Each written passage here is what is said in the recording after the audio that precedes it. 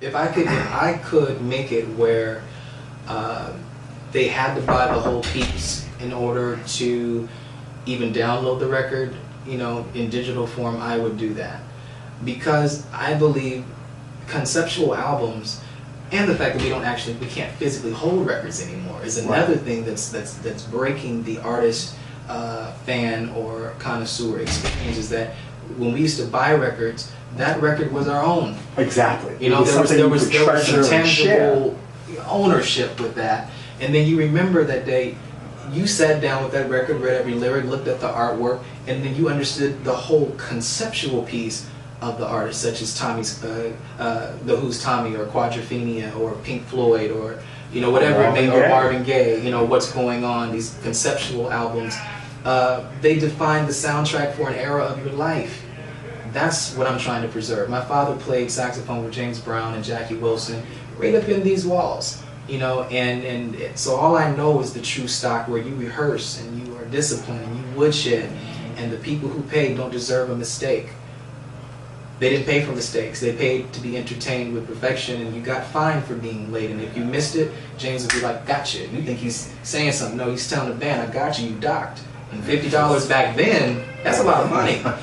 You know, but what it did was it challenged us all to push past what was mediocre, the ego of who we think we are as individual artists, and make sure that we make something for the people. It's all about the people. Give the people what they want.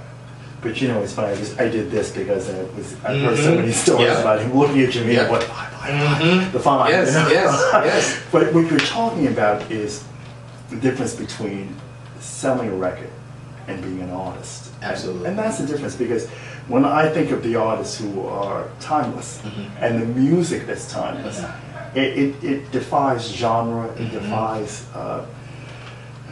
When I heard you do a Prince song. Yes. Understand? Yes. But it was your song. Yes, yes.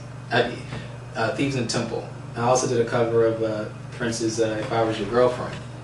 And I saw that. And my thing is, there's no way I could even do justice to an already brilliant and genius piece. You know, it was already in immaculate form when I came in contact with it. Way later, after it was already produced. So there's no sense in trying to reenact or recreate that. That would actually be almost, it seems almost artistically blasphemous to even attempt to try to recreate something like that. Because I don't know what he went through to make that kind of brilliance. But what I can do is take the influences that he gave me and turn them into something new, where it pays homage and respect to the original content and blueprint of the song, the original master recording, but yet give new life to people who may not have been familiar with this work. But vicariously, through me reintroducing them, I am taking them back to the original source.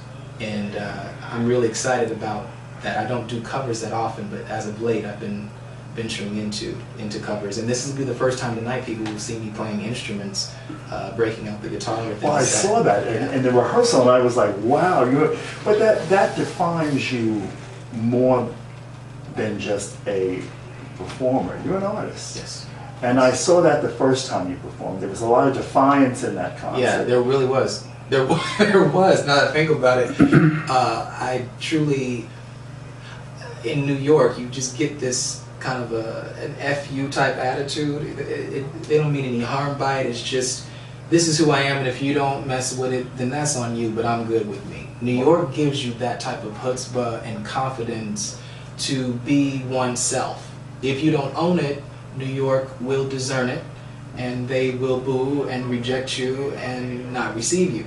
If they know you are truly who you say you are, and you own it and give them life, New York is down with you for life. So this is my second home.